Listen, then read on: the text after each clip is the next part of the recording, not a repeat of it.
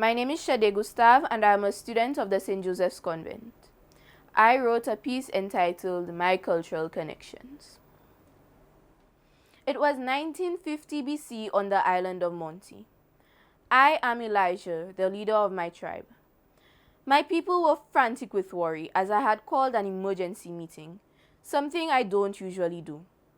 At the dawn of dusk, both the very young and the very old members of my tribe gathered at the village center to hear what had to be said.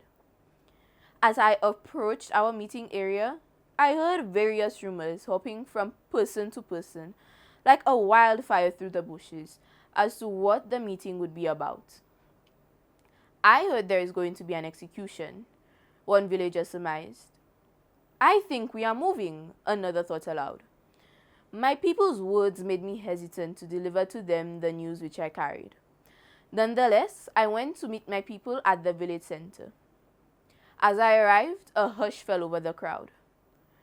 I have had another vision, I began in a mellow tone.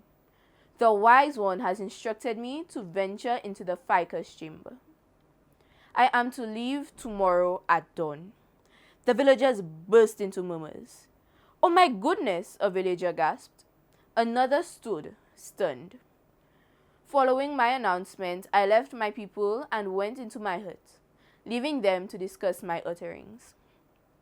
As I had said, so I did. At the first peep of sunlight, I walked to the cave. I was afraid, but played the role of one as brave as an army of soldiers.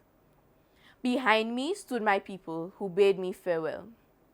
I stepped into the dark, murky cave. As I entered, an out-of-body feeling overwhelmed me. It was as if every cell in my body was being torn apart and then restitched. I screamed and heard those of my villagers at the sound of mine. Suddenly, everything went black. I awoke in an unfamiliar place. With my vision a bit blurry, I was unable to comprehend where I was. I reached out to a man smartly dressed, but fell to my knees, shocked at the sight of my hand passing right through him. I tried again, this time with a tall, lanky woman, but the same happened. This further puzzled me, causing my head to spin even more. Then a voice in my head spoke out. Elijah, it mellowly called out to me. I am the wise one, the one who brought you here. I reverently bowed to show my respect. These people you see are descendants from your tribe and that of many others. They are connected on a far much deeper level than they could ever realize. When we look past the genetical ties, they are connected by so much more. What is it? I queried with my still aching head. Their culture. My face twisted with confusion. Look at the food they eat, the music they listen to, and the languages they speak. Though different, make them one in the same, the wise one continued. Make me better understand this, I said, for his explanations made my building confusion worse.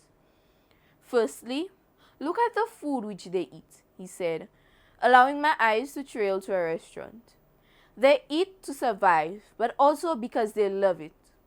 The food may be different in taste and looks, but the people all share the common thread in which they need and love food.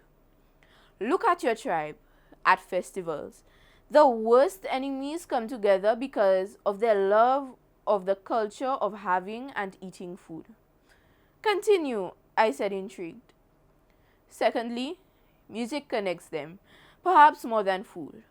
From place to place, it may differ.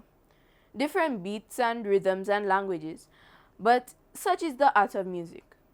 People connect over the culture of music, whether listening to it or making it. Look at your tribe. At cultural festivals, both the young and old connect over music. I am beginning to understand, I said, my confusion dissipating. Lastly, their language connects them. Not everyone around the world speaks the same language, but they all use the culture of languages to understand one another. Whether the language is English, Spanish, or even sign language, everyone uses their language to connect and understand each other through the culture of speaking languages. Now go. Suddenly, everything went black. When I awoke, I was at my village center.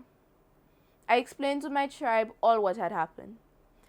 While sharing my experiences, it struck me. Everyone is connected, not only by blood, but by culture.